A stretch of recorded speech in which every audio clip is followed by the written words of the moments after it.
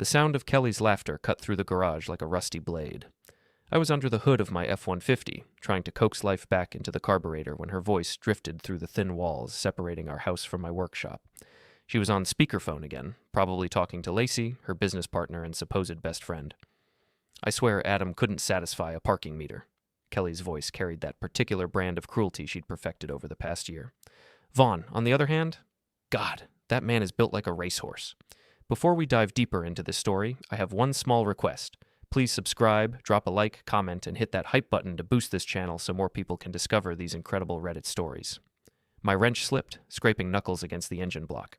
The pain in my chest was drowning out everything else. Does he suspect anything? That was Lacey's voice, sugar-sweet and venomous. Adam? Please. He's too busy playing mechanic in that pathetic garage to notice I've been getting real maintenance elsewhere. Their laughter felt like acid in my ears. I'd been married to Kelly Porter for 18 years. 18 years of building a life together in this Rust Belt river town, watching her event-planning business flourish while my financial consulting firm slowly died. I'd supported her dreams, celebrated her successes, and apparently I'd been blind to her betrayals. The garage door creaked as I moved closer to the wall, pressing my ear against the drywall like some desperate fool. The photos Vaughn sent are incredible, Kelly continued. I mean, compared to what I'm used to at home, it's like trading up from a compact car to a Ferrari. You should post them in our group chat, Lacey suggested. The girls would die. Already did. Sarah nearly choked on her wine when she saw them. My legs felt weak. Our daughter Tessa was in the living room, probably scrolling through TikTok, oblivious to her mother's casual destruction of our family. Or maybe she wasn't oblivious. Maybe she was part of it too. The conversation continued, each word a fresh wound. They talked about hotel rooms, weekend getaways, and intimate details that made my stomach turn. But it was what came next that nearly brought me to my knees. Did you see Tessa's latest video? Lacey asked. The one about her loser dad? Hilarious. She's got my sense of humor. 3 million views and counting. That girl's going places. 3 million people had seen my daughter mock me online. 3 million strangers laughing at jokes about my failures, my appearance, my worth as a man and father. The betrayal was complete. Wife, daughter, and apparently half the internet. I stumbled back to my truck, hands shaking as I tried to focus on the engine, but my mind was racing, connecting dots I'd been too trusting to see before. The late nights Kelly blamed on work, the new gym membership she'd insisted on, the way she'd started dressing differently, buying expensive lingerie that never made appearances in our bedroom.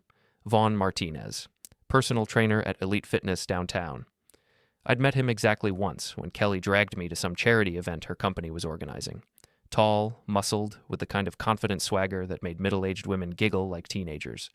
He'd shaken my hand with a grip designed to intimidate, his smile never reaching his eyes.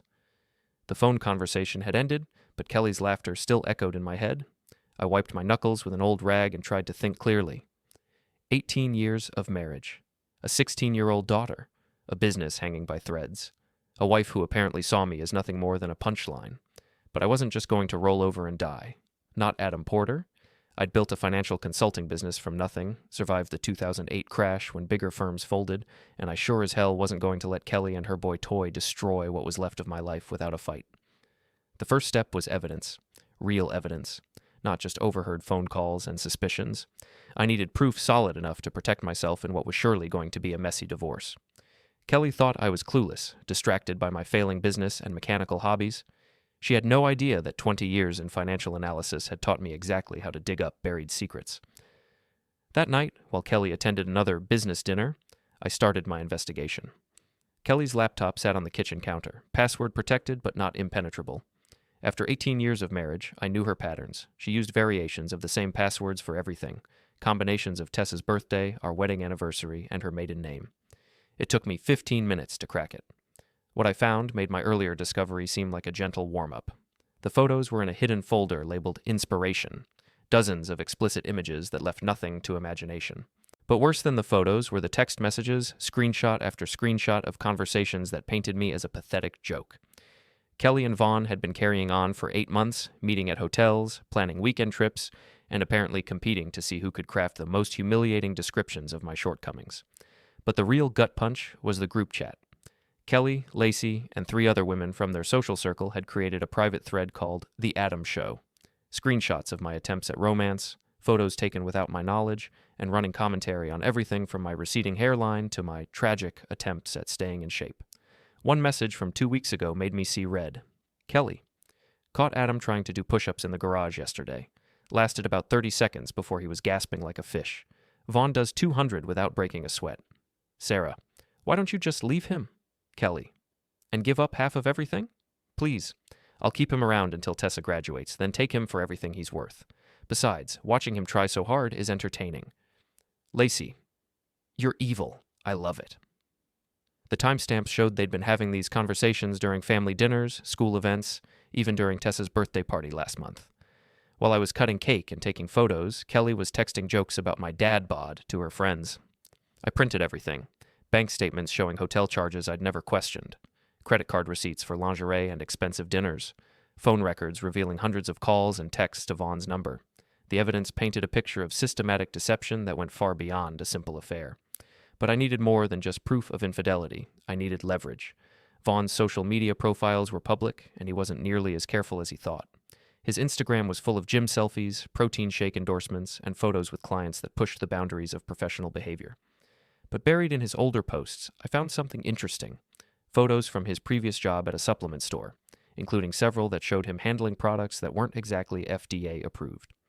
A little more digging revealed that Elite Fitness had fired 3 trainers in the past 2 years for inappropriate conduct with clients. Vaughn had somehow survived, but his employee reviews on Glassdoor painted a picture of someone who cut corners and made female clients uncomfortable. Kelly thought she'd found herself a prize, but she was sleeping with a guy who was one complaint away from losing his job and possibly facing legal trouble. The next morning, I sat at the breakfast table with my wife and daughter, watching them scroll through their phones while picking at the eggs I'd cooked. Kelly was texting, probably with Vaughn. Tessa was editing another TikTok video, likely featuring more jokes at my expense. Dad, can you move? Tessa asked without looking up. You're blocking my light. I shifted slightly, studying my daughter's face. When had she become so casual about cruelty? When had I become such an easy target that even my own child saw me as material for online mockery? What's the video about? I asked. Just stuff. You wouldn't understand. Kelly glanced up from her phone. It's called staying relevant, Adam. Something you might want to try. The casual dismissal stung, but I kept my expression neutral. They had no idea I'd spent the night documenting their betrayals. They saw me as defeated, irrelevant, a man too beaten down to fight back. They were about to learn how wrong they were. Mike's boxing gym sat in the industrial district like a monument to better days. The building used to house a tool and die shop before the factory closures of the 90s, and Mike Kowalski had converted it into a no-frills training facility that attracted serious fighters and guys like me who needed somewhere to hit things legally. I'd been coming here for 3 years, ever since my business started its slow decline and my marriage began feeling like a prison sentence. Mike was old school, a former Golden Gloves champion who'd trained cops, firefighters, and the occasional lost soul looking to find himself through violence. You look like hell, Mike said as I walked through the door. He was wrapping the hands of a kid who couldn't have been more than 20, all muscles and attitude. Feel worse than I look. Woman trouble? Mike had an uncanny ability to read people. Maybe it came from years of studying opponents in the ring, or maybe it was just the wisdom that comes from getting punched in the face professionally for 2 decades. You could say that. Want to talk about it, or you want to hit something? Both. An hour later, I was soaked in sweat, and my knuckles were raw despite the heavy bag gloves. Mike had worked me harder than usual, pushing me through combinations until my arms felt like lead and my lungs burned. But the physical exhaustion felt good. Clean. Honest. Feel better?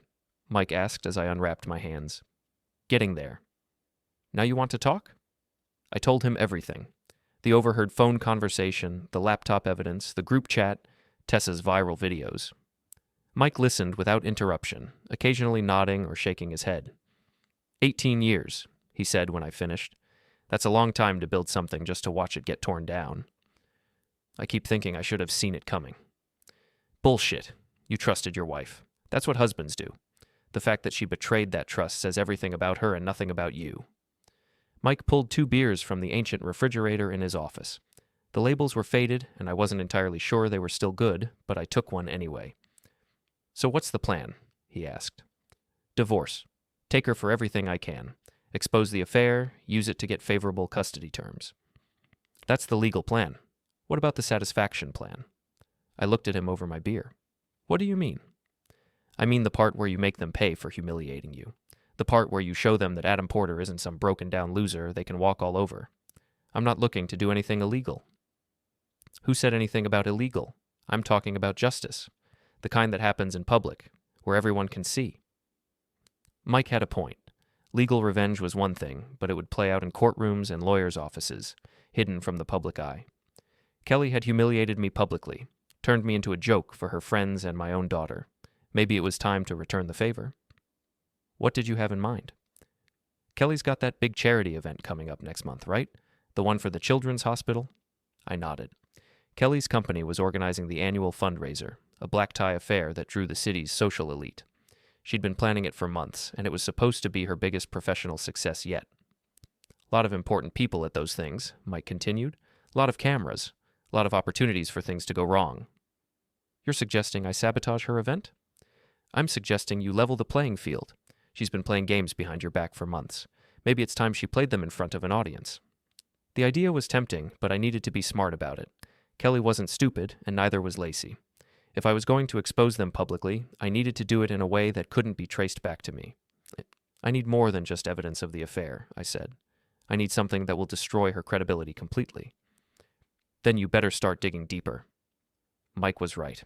If I was going to war with Kelly and her allies, I needed weapons they didn't know I had.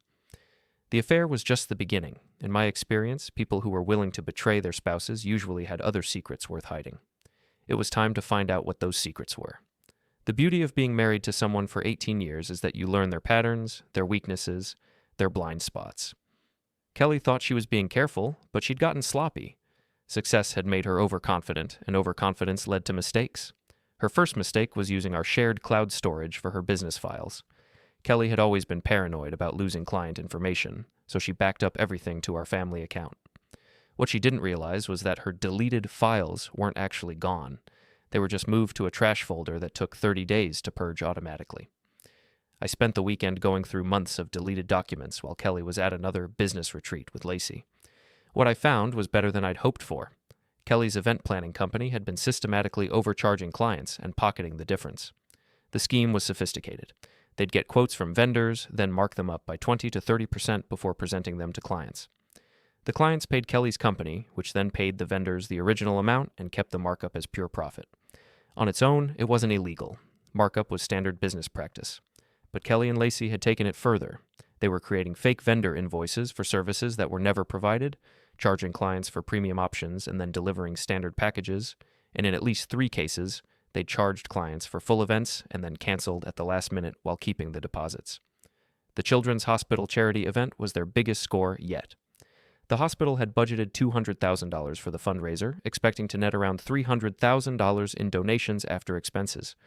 But Kelly and Lacey's invoices showed they were charging $280,000 in costs for an event that should have cost half that amount. They were stealing from a children's hospital. The optics alone would destroy them both. But there was more. Lacey's personal files revealed a pattern of embezzlement going back years. She'd been skimming money from petty cash, inflating expense reports, and even billing personal purchases to client accounts. The woman was a walking ethics violation. And then I found the real treasure: email chains between Kelly and Lacey discussing their plans for my business. 3 years ago, when my consulting firm started struggling, I'd asked Lacey to help with some bookkeeping. She'd worked for me for 6 months before I had to let her go due to budget constraints. I'd tried to be kind about it, given her a good reference, even helped her find the job that led to her partnership with Kelly. Apparently, she'd never forgiven me for the layoff. The emails revealed that Lacey had been systematically sabotaging my business relationships. She'd kept copies of my client files and had been contacting them with concerns about my work quality and financial stability. She'd spread rumors about my drinking. I barely touched alcohol, and it even created fake online reviews that made me look incompetent. Kelly had not only known about it, she'd encouraged it. They'd worked together to isolate me professionally and socially, making me dependent on Kelly's success while destroying my self-esteem and reputation.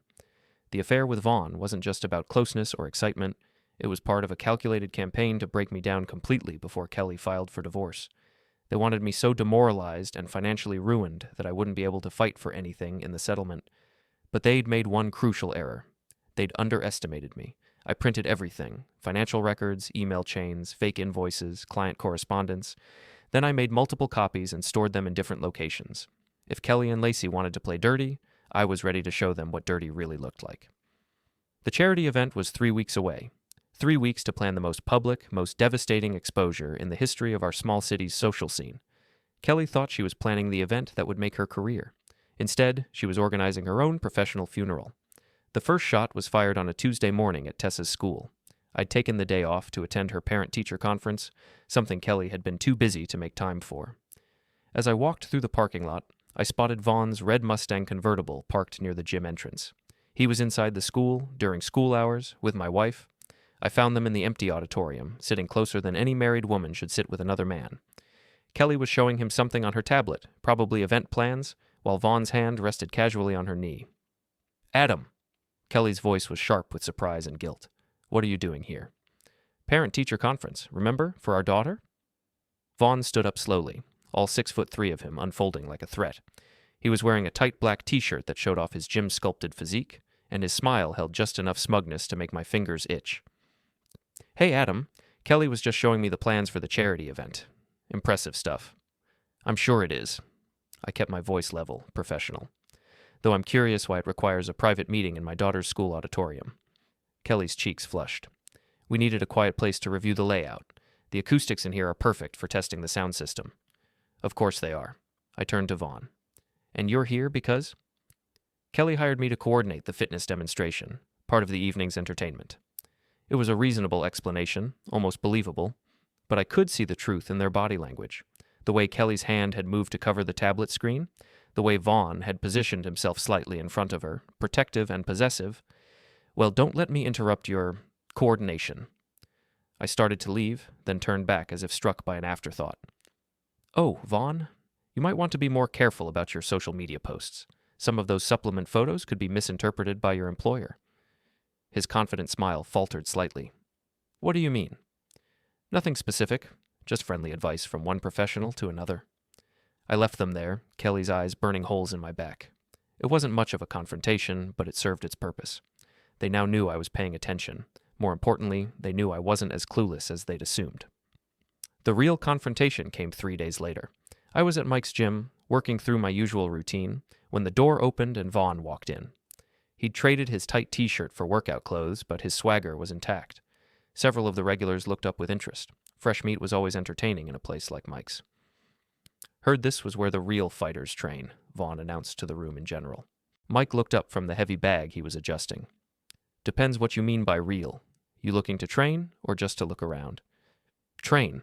I'm a professional fitness instructor, always looking to expand my skill set." "Professional, huh?" Mike's tone was carefully neutral. "What kind of training you interested in?" "Boxing, mixed martial arts, the kind of stuff that separates the men from the boys." I continued my workout, pretending not to notice, but I could feel the tension building. Mike ran a serious gym, and he didn't appreciate posers who came in talking tough. "Well, we can certainly help you figure out which category you fall into," Mike said. "Adam, you mind working with our new friend here? Show him some basics?" Every eye in the gym turned to me. Mike was offering me a chance to settle this like men, in a place where size and swagger mattered less than skill and heart. Vaughn looked confused, probably wondering why the gym owner would pair him with the middle-aged guy in the corner. "I don't think that's necessary," I said, pulling off my gloves. "I'm sure Vaughn here has plenty of experience." "Come on, Adam." Vaughn's voice carried that same condescending tone I'd heard in Kelly's phone conversations. "Don't be shy. I promise I'll go easy on you." The other fighters exchanged glances. In Mike's gym, promising to go easy on someone was like waving a red flag at a bull. These guys had spent years learning to respect their opponents, and Vaughn had just marked himself as an amateur. "Tell you what," Mike said, his voice taking on the tone he used when he was about to teach someone a lesson. "Let's start with some light sparring, just to see what everyone's working with." 5 minutes later, Vaughn and I were in the ring, gloved up and facing each other. He had 6 inches and probably 40 pounds on me, but I had 3 years of training under Mike's watchful eye. More importantly, I had months of rage that needed an outlet. "Remember," Mike called from outside the ropes, "this is just practice. Keep it clean, keep it controlled." Vaughn came at me like he was trying to end the fight in the first 10 seconds. His punches were wild, powerful, but undisciplined. I slipped most of them, letting him tire himself out while I worked his body with short, controlled shots. Stand still and fight, he grunted, after missing a particularly wild haymaker. This is fighting, I replied, landing a clean left hook to his ribs. By the end of the second round, Vaughn was breathing hard, and his confidence was cracking. His gym muscles looked impressive, but they weren't conditioned for the kind of sustained effort that boxing required. I, on the other hand, was just getting warmed up. The third round was when I decided to send a message. Vaughn dropped his guard for just a second, and I caught him with a straight right that snapped his head back. He staggered, more surprised than hurt, but it was enough. The gym went quiet except for the sound of his labored breathing. That's enough, Mike called, but I could hear the satisfaction in his voice. Vaughn pulled off his gloves with shaking hands, his face red with embarrassment and exertion. Lucky shot, he muttered. Sure it was, I agreed, though everyone in the gym knew better.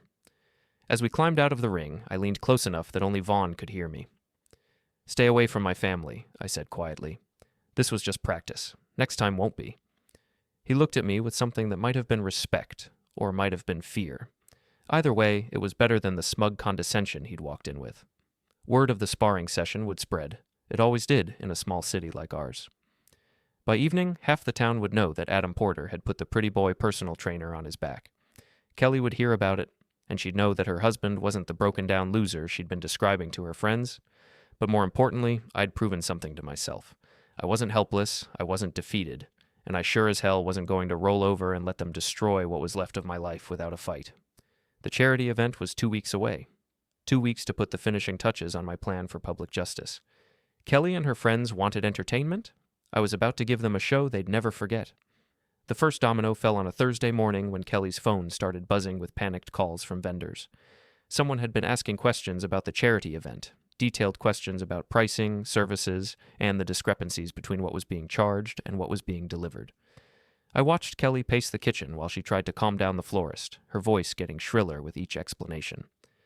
Of course the prices are accurate. We always include a coordination fee. It's standard industry practice. But her hands were shaking as she hung up, and I could see the fear creeping into her eyes. Problems with the event? I asked, not looking up from my coffee. Nothing I can't handle, just some vendor confusion. That's unfortunate, especially this close to the date.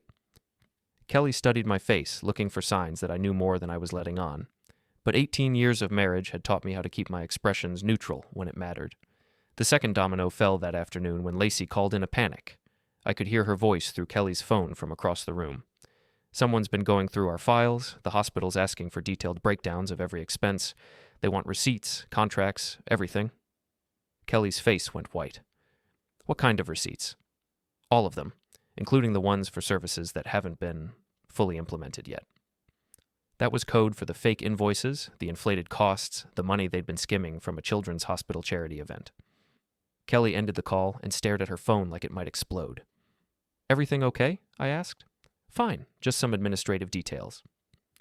But she spent the rest of the day locked in her office, frantically making calls and printing documents. I could hear her cursing through the door, her voice getting more desperate with each conversation. The third domino was the one that really mattered. Tessa. My daughter had been avoiding me for weeks, ever since her TikTok video about her loser dad had gone viral. But that evening, she knocked on my garage door while I was working on the truck. Dad, can I talk to you? She looked younger than her 16 years, uncertain in a way that reminded me of the little girl who used to help me change oil and ask endless questions about how engines worked. Of course. What's on your mind? Some kids at school were talking about Mom and that trainer guy. They're saying things. I put down my wrench and gave her my full attention. What kind of things? Gross things. About Mom and him being together. And they're saying you beat him up or something? I didn't beat anyone up. We had a sparring session at the gym. That's all. Tessa nodded, but I could see she was struggling with something bigger than school gossip. Dad, I need to tell you something about that video I made. The TikTok? Yeah, I didn't really mean all that stuff I said, about you being a loser and everything. Then why did you say it? She was quiet for a long moment, staring at the concrete floor. Mom told me it would be funny. She said it was just harmless joking, and that it might even help me get more followers. She helped me write some of the jokes. The words hit me like a physical blow. Kelly hadn't just encouraged our daughter to mock me publicly. She'd helped craft the humiliation. I'm sorry, Dad. I know it was mean. And now everyone's saying Mom's cheating and you're getting divorced and it's all my fault because of that stupid video. I pulled Tessa into a hug, feeling her shake against my chest. None of this is your fault. You understand me? None of it. But the video was something your mother manipulated you into making. You're 16. You trusted your mom to guide you, and she used that trust to hurt me. That's on her, not you. We talked for another hour, and slowly the full picture emerged. Kelly had been using Tessa as a weapon against me for months, encouraging her to make jokes about my appearance, my business failures, my worth as a father. She'd promised Tessa that the viral videos would make her internet famous, maybe even lead to sponsorship deals and social media career opportunities. What Kelly hadn't told Tessa was that she was planning to leave me as soon as the charity event was over. She'd been setting up our daughter to choose sides in a divorce, poisoning her against me while positioning herself as the fun, successful parent. I don't want to choose sides, Tessa said, wiping her eyes with the back of her hand. I just want things to go back to normal. Normal's gone, sweetheart, but that doesn't mean we can't build something better. That night, after Tessa went to bed, I made a decision. The charity event was 9 days away, and I'd been planning to wait until then to expose Kelly's schemes. But seeing what she'd done to our daughter changed everything. Kelly had crossed a line that couldn't be uncrossed. She'd weaponized our child against me, turned our family into a battlefield, and she'd done it all while stealing money from sick children. It was time to end this. The anonymous email went out at 6 a.m. on a Friday morning, sent to every board member of the Children's Hospital, the local newspaper's investigative reporter, and the 3 biggest gossip blogs in the city. The subject line was simple: Charity Event Financial Irregularities, Documentation Attached. The attachments included everything: fake invoices, inflated cost estimates, email chains discussing the overcharges, and bank records showing where the money had actually gone. I'd spent weeks organizing it all into a clear, undeniable narrative of systematic fraud. By 8 a.m., Kelly's phone was ringing nonstop.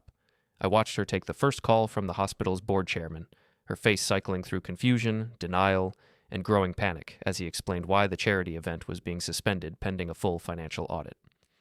There must be some mistake, she kept repeating. Our books are completely transparent. We can explain every charge. But she couldn't, and we both knew it. The evidence was too comprehensive, too detailed to dismiss or explain away.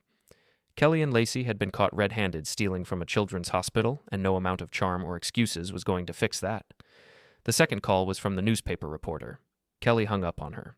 The third call was from Lacey, screaming so loudly I could hear every word from across the kitchen. Someone leaked everything. The hospital has copies of our internal emails, the real vendor quotes, even the fake invoices we created for the Wellington wedding. Kelly's hands were shaking as she tried to hold the phone steady. How is that possible? Those files were on my personal laptop. I don't know how, but they have everything. My boss just called. I'm suspended pending investigation. They're talking about criminal charges, Kelly, criminal charges. Kelly ended the call and stared at me with wild eyes. Did you do this? I looked up from my newspaper, keeping my expression carefully neutral. Do what? Don't play dumb with me, Adam. Someone sent our private business files to the hospital board. Someone who had access to information that should have been confidential. That's terrible. Who would do such a thing? You tell me? I folded the newspaper and met her gaze directly. I think you should be more concerned about explaining those irregularities than about who reported them. Stealing from a children's hospital is pretty serious business. We weren't stealing. We were charging fair market rates for premium services. Is that what you're going to tell the investigators? Kelly's phone buzzed with another call. This time, it was her biggest client, the one who'd hired her company to plan their daughter's wedding next month. Kelly listened for about 30 seconds before the client hung up on her. They're canceling, she said, staring at the phone in disbelief. Everyone's going to cancel. She was right. By noon, Kelly's event planning company had lost 6 clients, Lacey had been fired from her day job, and the local gossip blogs were running headlines like Charity Scam Rocks Local Social Scene and Event Planners Accused of Hospital Heist. But the best part was yet to come. At 2 p.m., while Kelly was locked in her office trying to do damage control, Vaughn showed up at our house. I answered the door to find him standing on our porch, looking like a man who just watched his world collapse. We need to talk, he said. I don't think we do. Kelly's not answering her phone. The gym fired me this morning. Someone sent them photos of me with married clients, including your wife. They're calling it a pattern of unprofessional behavior. I smiled. That's unfortunate. You did this, all of it. The hospital thing, the photos, everything. I think you're giving me too much credit. I'm just a broken-down financial analyst, remember? At least that's what my wife tells people. Vaughn stepped closer, his voice dropping to a threatening whisper. I know it was you, and I'm going to make you pay for it. Really? How? He didn't have an answer for that, because there wasn't one. Everything I'd done was legal, justified, and impossible to trace back to me directly. The evidence I'd leaked was real. The photos were taken in public places, and the consequences were entirely the result of Kelly and Vaughn's own actions. "Stay away from Kelly," he said finally. "Kelly's my wife. You're the one who needs to stay away." "Not for much longer." "You're right about that, but probably not in the way you think." Vaughn left without another word, but I could see the defeat in his shoulders. His job was gone, his reputation was ruined, and his sugar mama was about to be too broke and too notorious to be worth the trouble. That evening, Kelly emerged from her office looking like she'd aged 5 years in one day. Her hair was disheveled, her makeup smeared, and her hands were still shaking. "I need a drink," she said. "There's wine in the fridge." She poured herself a large glass and sat down across from me at the kitchen table. For a moment, she looked like the woman I'd married 18 years ago, vulnerable, uncertain, human. "It's over," she said quietly. "The business, the event, everything. We're going to lose the house. That's what happens when you steal from children's hospitals." Her head snapped up, eyes flashing with anger. "We didn't steal anything. We provided services and charged appropriate fees." "Is that really the story you're going with?" Kelly stared at me for a long moment, and I could see the exact moment when she realized that I knew everything. Not just about the financial fraud, but about Vaughn, about the group chat, about her plans to destroy me completely before filing for divorce. "How long have you known?" she asked. "About which part? The affair? The embezzlement? The way you've been systematically destroying my reputation and using our daughter as a weapon against me?" Kelly's face went white. "Adam, I can explain." "I'm sure you can. You've always been good with explanations. But I'm not interested in hearing them. What do you want?" "I want you to pack your things and get out of my house. Tonight. This is my house, too." "Not anymore. Check your email. My lawyer sent the divorce papers an hour ago. You'll find the terms very generous, considering the circumstances." Kelly pulled out her phone with shaking hands and opened her email. I watched her face as she read through the settlement offer. She could keep her car, her clothes, and her personal belongings, but everything else stayed with me. The house, the savings accounts, primary custody of Tessa. "You can't do this," she whispered. "I already did. You have two choices. Sign the papers and walk away with some dignity intact, or fight it and watch me release everything else I know about your business practices, your affair, and your treatment of our daughter." "What else could you possibly know?" I smiled. "Try me." Kelly stared at the papers for a long time, her wine untouched on the table between us. Finally, she looked up with tears in her eyes. "I never meant for it to go this far." "Yes, you did. You and Lacey planned this whole thing. The affair was just the final step in a campaign to destroy me completely." "That's not true." "The emails say otherwise." Kelly's shoulders sagged in defeat. She knew she was caught, knew that fighting would only make things worse, knew that her 18-year marriage was over, and it was entirely her own fault. "Where am I supposed to go?" "That's not my problem anymore." She signed the papers that night, her signature shaky but legally binding. By morning, Kelly was gone, and for the first time in months, the house felt peaceful. The charity event that was supposed to make Kelly's career had been canceled, but the fallout was just beginning. The hospital's investigation had uncovered 3 years of financial irregularities, and the district attorney was considering criminal charges. Kelly and Lacey's names were all over the local news, and not in a good way. But I wasn't done yet. The annual summer festival was the biggest social event in our small city, drawing thousands of people to the riverfront for 3 days of food, music, and community celebration. Local businesses set up booths, politicians gave speeches, and everyone who was anyone made an appearance. This year, I was planning to be the main attraction. Mike had helped me rent a booth for Porter Financial Consulting, a business that technically still existed, even if it only had one client left. Our setup was modest: a folding table, some chairs, and a banner advertising financial planning services. But what really mattered was the location, right across from the main stage where the opening ceremonies would take place. Kelly showed up on Saturday afternoon, looking haggard and desperate. She'd been staying at her sister's house since I'd kicked her out, and the stress was showing. Her usually perfect hair was limp, her designer clothes looked slept in, and she'd lost weight in all the wrong places. "Adam, we need to talk." "I don't think we do." "Please, just 5 minutes." I looked around at the festival crowd, noting how many people were watching our interaction with obvious interest. Kelly's public disgrace had been the talk of the town for 2 weeks, and everyone was curious to see how the drama would play out. 5 minutes, I agreed. Kelly glanced around nervously, clearly uncomfortable with the public setting. "Can we go somewhere private?" This is fine. Adam, I know you're angry, but we need to think about Tessa. She's been through enough. You should have thought about Tessa before you used her to humiliate me online. That was a mistake. I was angry and I made bad choices. But we can fix this. We can go to counseling, work things out. There's nothing to work out. You stole money from sick children, Kelly. You had an affair, you tried to destroy my business, and you turned our daughter into an internet joke. Those aren't mistakes you work through in counseling. Kelly's voice was getting louder, more desperate. I never stole anything. The charges were fair market value for the services provided. Is that what you told the district attorney? The crowd around us was growing, drawn by the raised voices and the promise of public drama. I could see phones coming out, people starting to record what was clearly going to be a memorable confrontation. You destroyed everything, Kelly continued, tears starting to flow. My business, my reputation, my relationship with Tessa. You've ruined my life. I didn't ruin anything. I just showed people who you really are. By stealing private files and spreading lies. The files were on our shared family computer, and everything I shared was true. You can't call it lies when you have your own emails as evidence. Kelly was crying openly now, mascara running down her cheeks in black streams. I loved you, Adam. I know I made mistakes, but I loved you. No, you didn't. You loved the idea of having a stable husband to support your dreams while you played around with younger men. You loved having someone to mock with your friends. You loved the security I provided while you planned to take me for everything I was worth. That's not true. The group chat says otherwise. The Adam Show, remember? All those hilarious jokes about your pathetic husband? The crowd was getting bigger, and I could see several people live streaming the confrontation on their phones. Kelly's public meltdown was being broadcast to hundreds, maybe thousands of people in real time.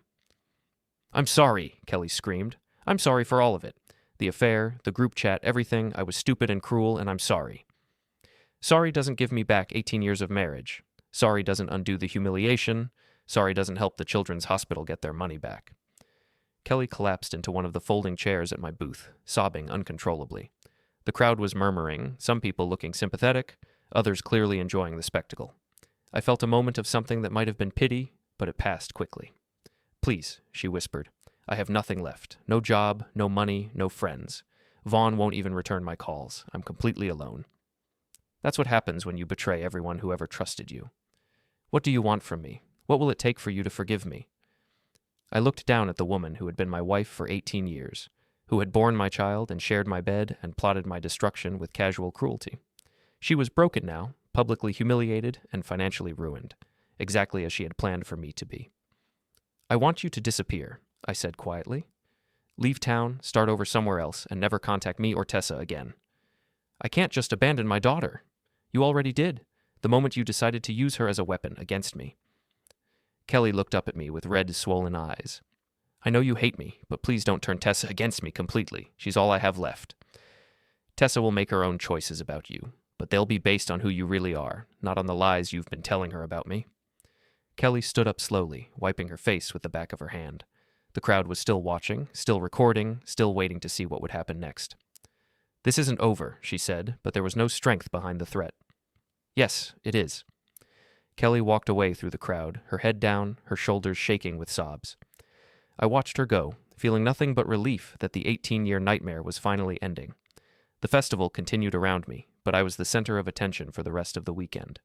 People kept stopping by my booth to offer support, to share their own stories of betrayal and revenge, to congratulate me on standing up for myself. By Sunday evening, I had 3 new clients and a dozen more potential customers. Word was spreading that Adam Porter wasn't the broken-down loser his wife had made him out to be. He was a man who fought back when pushed too far, who exposed corruption when he found it, who protected his family and his community from people who would exploit them. Tessa found me as I was packing up my booth on Sunday night. Dad, I saw the videos online. I'm sorry you had to see that. Are you? Sorry, I mean? I thought about it for a moment. No, I'm not sorry. Your mother needed to face the consequences of her actions, and she needed to do it publicly, just like she humiliated me publicly. She's really not coming back, is she? Not to our house, but she's still your mother, Tessa. If you want to have a relationship with her, I won't stop you. Tessa was quiet for a long moment, watching the festival cleanup crews tear down the stage where her mother had just suffered the most public humiliation of her life. I think I need some time before I'm ready for that, she said finally. That's okay. Take all the time you need. We walked home together through the festival crowds, father and daughter, survivors of a war we hadn't started but had definitely won. Behind us, the lights of the festival faded into darkness, and ahead of us lay the promise of a new beginning built on truth instead of lies, respect instead of mockery, and love instead of manipulation. Kelly had wanted to destroy me, to reduce me to nothing more than a punchline in her group chat. Instead, she had revealed her own true nature to the entire community and lost everything that mattered. The last laugh, as it turned out, was mine.